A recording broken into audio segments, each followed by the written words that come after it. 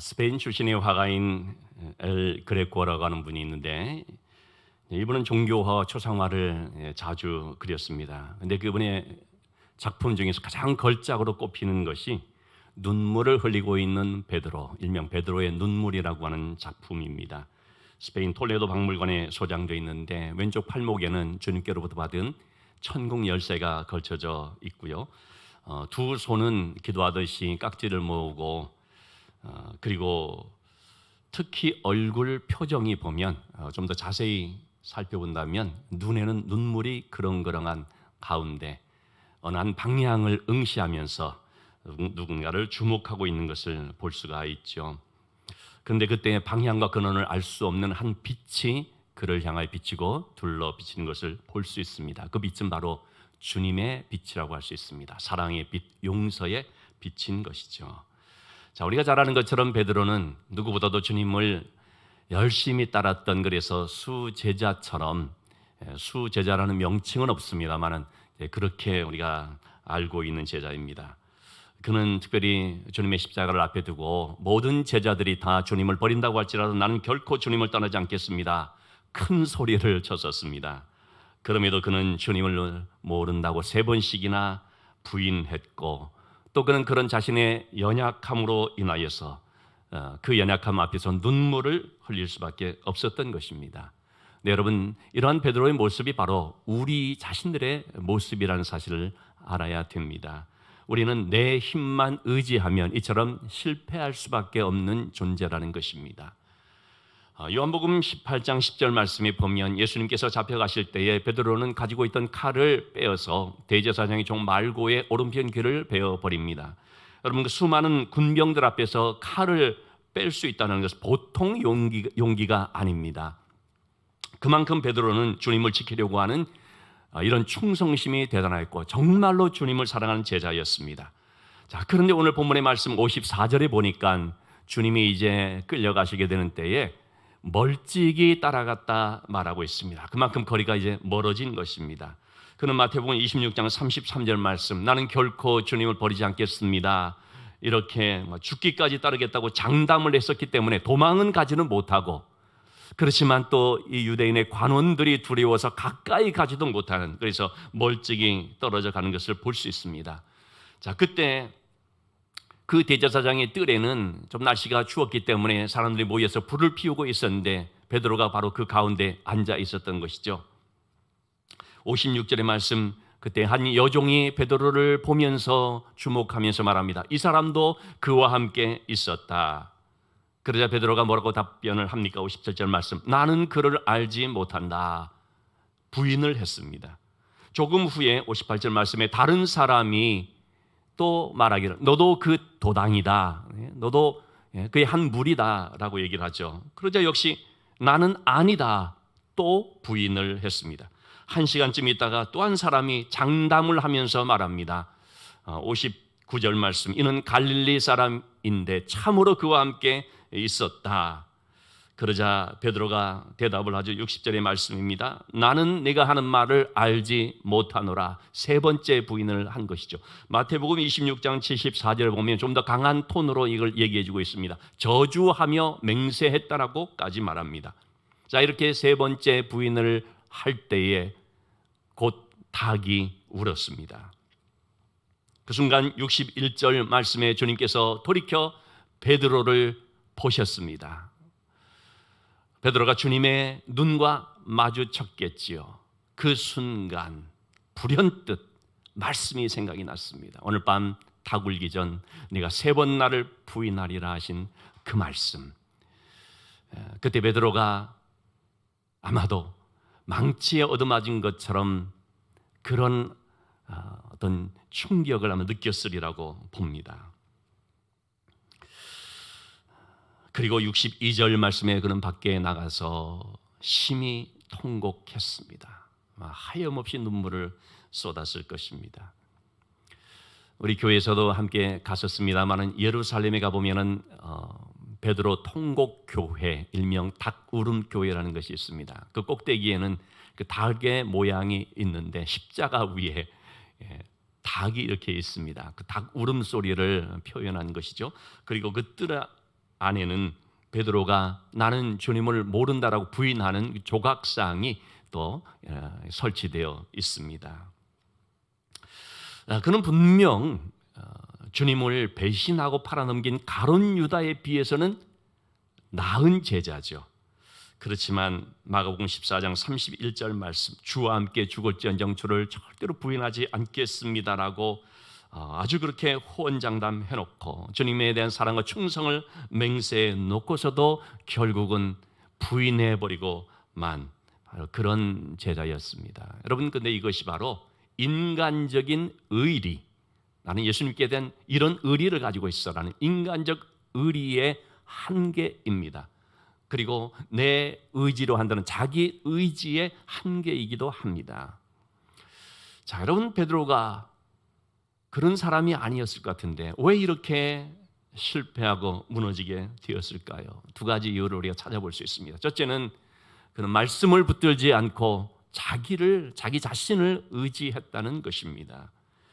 그렇기 때문에 예수님께서 너는 3번 나를 부인한다라는 말씀을 할 때도 그 말을 주의에 듣지 않고 귀담아 듣지 않고 그냥 귓전으로 흘려 보내버린 것입니다. 오히려 뭐라고 말합니까? 누가복음 22장 31절 34절 사이에 33절 34절에 보면 내가 주와 함께 오게도 죽는데도 가기를 각오했습니다라고 큰 소리를 빵빵 치는 것입니다.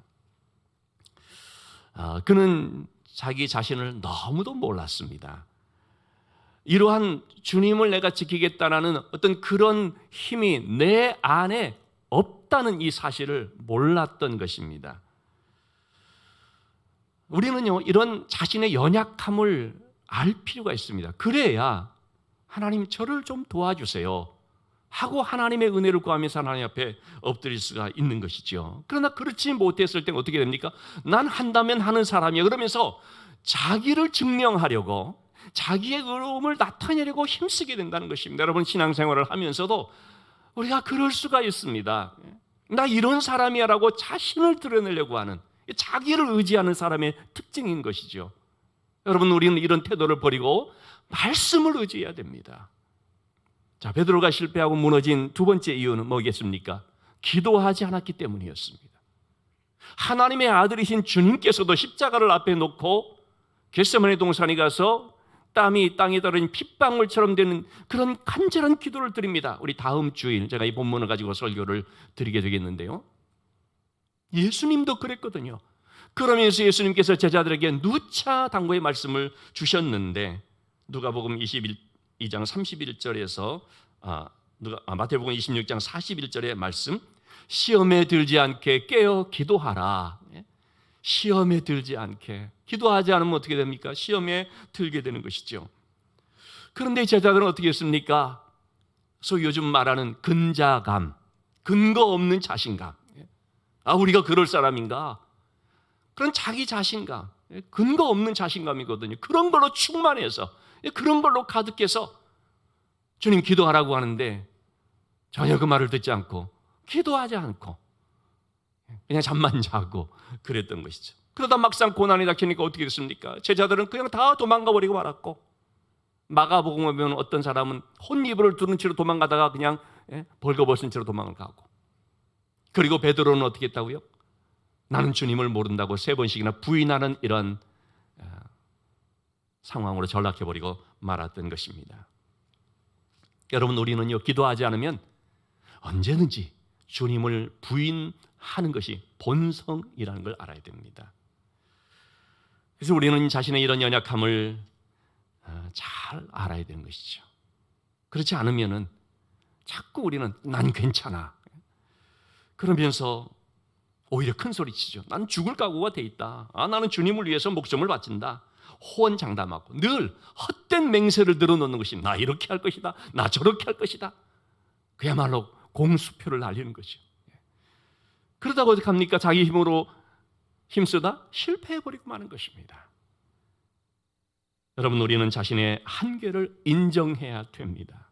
우리는 언제든지 주님을 부인할 수밖에 없는 죄인이라는 사실을 인정해야 됩니다. 그래서 겸손히 하나님 의지해야 되는 것입니다. 지난 금요 심야 기도회 때 박주정 집사님 교육장으로 계시면서 학교에 부적응하는 좀 비행 청소년이라 할까요? 이런 학생들을 707명을 9년 동안 돌봐주며 그들의 삶을 변화시켜 나가며 참 그들을 이렇게 앞길을 열어준 그런 아주 귀한 일을 하는 분입니다. 그가 한 번은 스승이 날 때 선물을 받았는데 향식이라고 하는 그 학생이 성경책을 선물한 것입니다. 본인 가정은 다 예수 잘 믿고 하는데 자기만 예수를 잘 안 믿었다고 합니다. 근데 성경책 선물을 받은 것이죠. 향식에게 물어봤습니다. 너 왜 이 책을 선물했어? 그랬더니 향식이라는 학생이 하는 말이 선생님이 불쌍해서 그랬다는 것입니다. 아니 왜 내가 불쌍해? 그러더니 선생님이 학생 한 명 한 명 졸업시키기 위해서 그 출석도 결석이 너무 많으니까 졸업이 안 되잖아요. 그래서 그 다른 선생님들이 그 결석 체크하는 거 하지 못하도록 출석부를 갖고 다니면서 좀 어떻게든 한 학생이라도 졸업을 시키고 제대로 좀 되게끔 하려고 하는 이런 모습을 볼 때 너무 애처로운 거죠. 그러면서 하는 말이 뭐냐면 선생님이 하시는 일들은 사실은 하나님이 시켜서 하는 일인데 선생님의 힘으로 하려고 하니까 너무 힘들지 않나는 것이죠. 하나님을 의지해서 해야 됩니다. 하나님이 도와주셔야 됩니다. 너무나 간곡하게 마치 스토킹하듯이 쫓아다니면서 그렇게 막 얘기하는 그로 인하여 영향을 받고 본격적으로 신앙생활을 하게 됐다는 것이죠. 여러분 정말 맞는 말입니다. 내 힘으로 하려고 하면 그 아무리 선한 뜻이고 좋은 일을 한다고 할지라도 여러분 과연 우리의 힘으로 그 감당이 됩니까?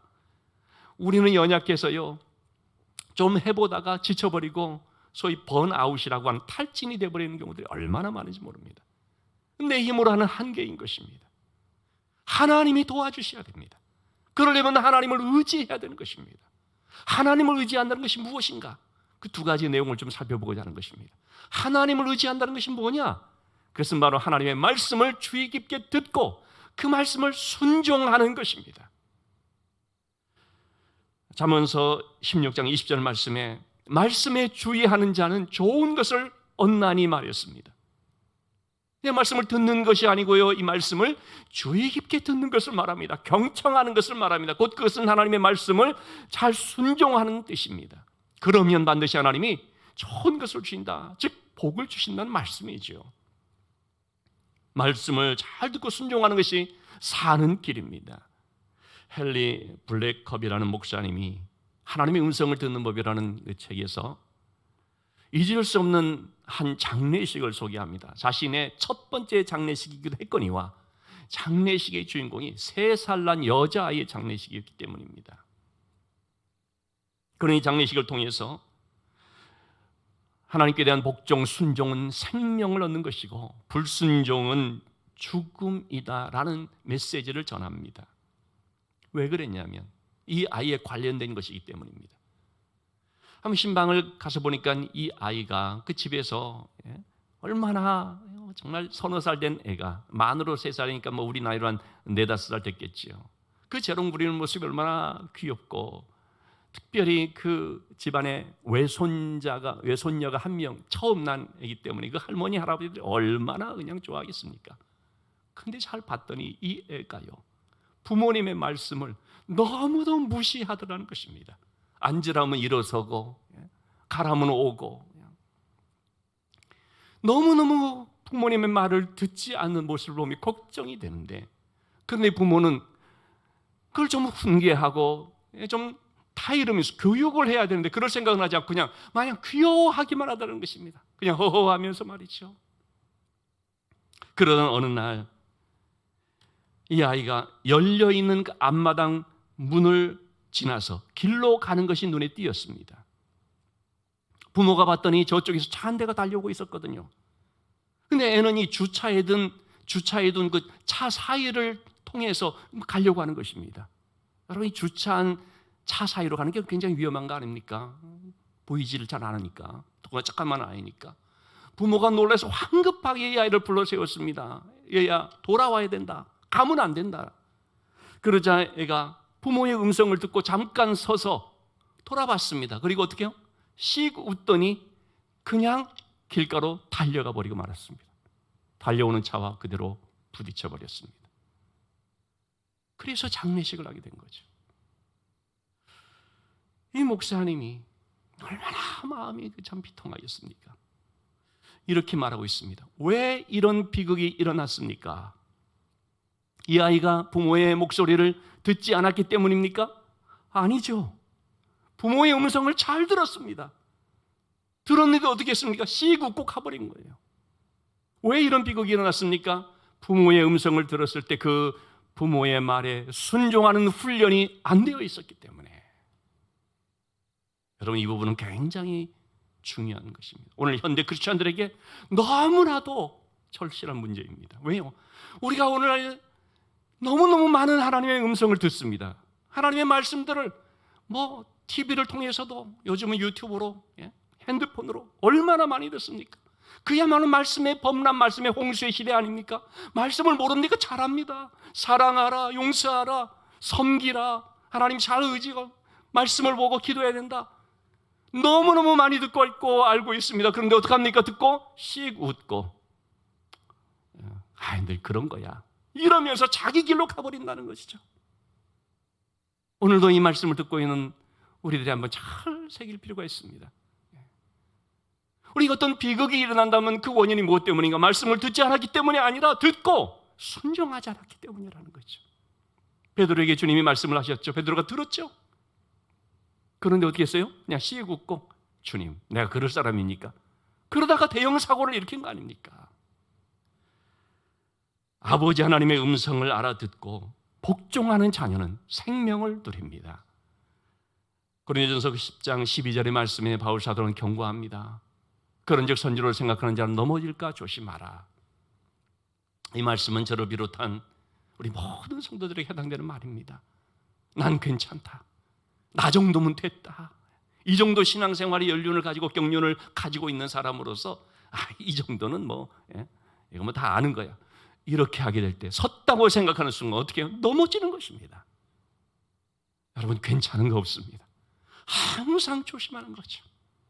그야말로 우리는 신앙생활을 하면서 살얼음판을 걷듯이 자기 자신을 주의해야 됩니다. 다른 사람 때문에 넘어지지 않습니다. 세상의 어떤 시련 때문에 넘어지는 것, 물론 좀 그런 것이 있겠지만 대부분 보면 자기 자신 때문에 넘어집니다. 안일해지고 교만해지고 해이해지고 너무나 익숙해지고 타성에 젖어버릴 때 우리는 조심을 잃어버리게 됩니다. 때문에 바울 사도는 다시 한번 이렇게 말하고 있죠. 고린도전서 15장 31절 말씀. 나는 날마다 죽노라. 여러분, 바울 사도가 날마다 죽는다고 말할 때 이 말이 무슨 뜻이겠습니까? 날마다 자기를 복종시키는 것입니다. 여러분, 말씀에 순종하기 위해서는 자기가 꺾여야 됩니다. 자기가 부인이 돼야 됩니다. 다음 주 말씀의 제목이기도 합니다만 아버지의 원대로 하옵소서. 이 아버지의 뜻을 찾기 위해서는 내 원대로가 꺾여져야 되는 거죠.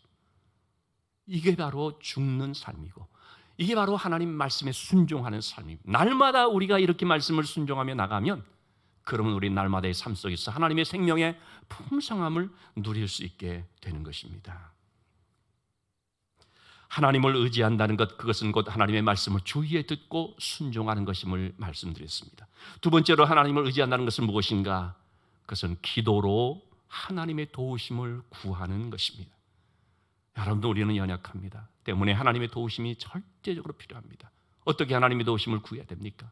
하나님 앞에 엎드려 기도해야 되는 것입니다. 왜 우리는 하나님 앞에 엎드려 기도하며 하나님을 의지해야만 되는가? 우리에게는 마귀의 시험이 있기 때문입니다. 우리를 넘어뜨리고자 하는 이 악한 대적 마귀가 있기 때문입니다. 주님은 베드로에게 왜 이 말씀을 미리 경고의 말씀으로 주셨겠습니까? 베드로가요, 너무 모르기 때문입니다. 베드로가 자기 자신도 모를 뿐만 아니라 마귀의 존재를 너무 모르는 것입니다. 너무 가볍게 여기고 너무 우습게 여기는 것이죠. 그래서 주님 말씀하셨죠. 31절에서 32절의 말씀. 시몬아 시몬아, 사탄이 너희를 밀가부르듯 하려고 요구하였으나, 바람에 밀껍질이 날려버리듯이 그렇게 넘어뜨리려고 그렇게 하고 있기 때문에 내가 너희를 위해서 너희의 믿음이 떨어지지 않기를 기도했다는 것입니다. 사탄의 이런 유혹에 넘어가지 않도록 그러기 위해서는 기도해야 된다는 말씀이지요. 그런데 베드로는 그 말씀을 듣지 않았다가 그만 넘어져 버리고 말았습니다. 그런 아픔을 경험했던 베드로가 후에 베드로전서의 말씀을 통해서 성도들에게 강력하게 권고하는 것이 뭡니까? 베드로전서 4장 7절의 말씀, 여러분들의 정신을 차리고 근신하며 기도해야 됩니다. 정신을 차린다라는 것, 영적으로 깨어있다는 것은요, 그것은 곧 기도하는 것을 말합니다. 여러분, 군대에서 가장 중요하게 여기는 것이 뭡니까? 보초근무 서는 것, 즉 경계근무입니다. 깨어있어서 경계하고 있으면 되는 거죠. 도둑이 오더라도 깨어있으면 도둑이 들어오지를 못합니다. 그런 것처럼 우리는 영적으로 깨어서 근신한 상태로 있어야 되는데, 해이해지지 말고 바짝 정신을 차리고 있어야 되는데, 그것이 뭐냐? 늘 깨어 기도하는 것을 말하죠. 왜 이렇게 우리가 깨어 있어야 되는가? 우리의 대적 마귀가 있기 때문입니다. 그래서 베드로전서 5장 8절 말씀에 너희 대적 마귀가 우는 사자같이 두루다니면서 삼킬 자를 찾기 때문에 근신하라, 깨어라 권면하고 있습니다. 여러분, 주님을 떠나는 자들은요, 가룟 유다처럼 악해서 그런 것보다, 물론 그런 경우도 있겠지만 그것보다는 오히려 베드로처럼 연약해서 주님을 떠나게 됩니다.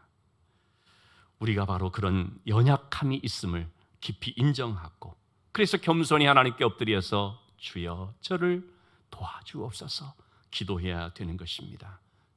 특별히 여러분, 우리는 진리를 이론적으로 알면 안 됩니다. 교리적으로 알면 안 됩니다. 그것이 내 삶의 능력이 돼야 됩니다.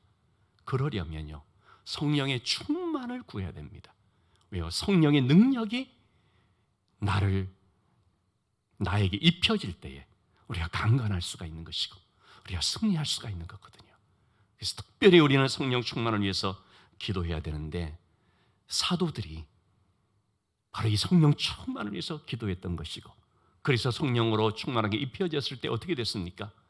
세상을 향하여 나가서 두려워했던 이 제자들, 도망갔던 제자들인데 세상을 향하여 나가서 걸어 잠그고 있던 문을 열고 박차고 나가서 복음을 전하게 됐죠. 그러다가 관가에 잡혀갔죠. 베드로는 바로 그런 공회에 관원들이 무서워서 나는 주님을 모른다라고 부인했었던 사람이었는데, 그런데 사도행전 4장 12절의 말씀, 성령 충만한 베드로였기 때문에 뭐라고 말합니까? 아주 담대히 예수 그리스도를 전합니다. 천하 인간의 구원을 얻을 만한 다른 이름을 우리에게 주신 일이 없는데 오직 예수 그리스도 그분만이 우리의 구원의 이름이다. 너무나도 담대히 예수 그리스도를 전하는 것이죠. 어떻게 그렇게 바뀔 수 있었겠습니까? 성령 충만했기 때문에. 그래서 우리가 강건하기 위해서는 내 힘이 아니라, 어떤 경험이 누적되어서가 아니라, 지식이 쌓여서가 아니라 성령의 충만함을 힘입어야 된다는 것을 기억하고, 우리는 늘 깨어 기도하되 성령 충만을 위해서 기도해야 되는 줄 믿습니다. 서두에서 말씀드린 것처럼 베드로의 눈물을 우리가 보았습니다. 이 베드로의 눈물은 자신을 의지하다가 실패하면서 흘리게 된 아픔의 눈물이라고 하겠습니다. 그런데 여러분, 베드로의 그 눈물 거기서 끝났습니까? 그렇지가 않습니다. 그 실패의 쓴 잔을 딛고 그는 다시 일어설 수 있었고, 하나님의 귀한 종으로, 사도로 너무나 참 귀한 쓰임을 받을 수 있었습니다. 어떻게 그가 그렇게 될 수 있었을까요? 그는 바로 십자가에서 주님이 나의 모든 죄와 허물과 이런 실수 실패까지 다 담당해 주셨음을 믿고 그 주님을 바라봤기 때문입니다. 사람들은 그런 얘기할 때가 있습니다. 베드로는 새벽 닭이 울 때마다 눈물을 흘렸다. 닭 울음소리에 늘 트라우마가 있어가지고 그래서 늘 그런 어떤 기억에 시달렸다라고 말하는 사람인데, 저는 절대로 그렇지 않다고 생각을 합니다. 여러분, 십자가가 뭡니까? 나의 모든 큰 고통을 씻어버리는 능력입니다. 어떤 실패와 어떤 좌절의 순간이 있었다 할지라도 십자가를 의지하는 자는 주님이 그 모든 걸 맡아주셨기 때문에 깨끗이 지워져 버리는 것입니다. 그 상처가 깨끗이 떠나가 버리는 것입니다. 베드로의 눈물요, 다시는 없는 것이죠. 감상적으로 그 눈물에 그냥 젖어서 전혀 그런 것이 아닙니다. 이것이 바로 십자가를 바라보는 사람에게 있는 하나님의 능력의 역사입니다. 여러분, 우리 모두 다 실패할 수 있습니다. 쓰라린 눈물을 흘릴 때가 있습니다. 그런데 십자가가 없는 사람은 어떻습니까? 절망으로 끝나버리고 맙니다.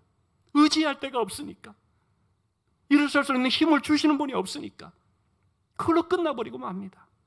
그러나 눈물 가운데 그 눈물이 반짝이는 사람이, 눈물이 빛을 만나면 반짝인다는 표현이 있지 않습니까? 그 눈물 가운데서요, 십자가를 바라보는 사람들은 그 십자가의 주님의 빛으로 인하여서 삶이 반짝이는 삶이 되게 되는 것입니다. 그 주님이 나의 모든 죄를 담당하셨음을 믿고 그 주님이 나의 주님이심을 영접하는 그 사람들은 다시 일어설 수 있는 것이고, 또 그 눈물이 사명이 되고 그 눈물이 하나님 옆에 쓰임받는 도구가 된다는 이걸 체험하게 되는 것입니다. 십자가는 나를 일으키는 능력임을, 십자가는 어떤 죄인도 구원하시는 능력임을 우리가 기억하고, 이번 한 주간도 십자가의 주님을 바라보면서 그 구원의 십자가를 증거하면서 사는 믿음의 삶, 복된 삶이 될 수 있기를 주님의 이름으로 축원합니다.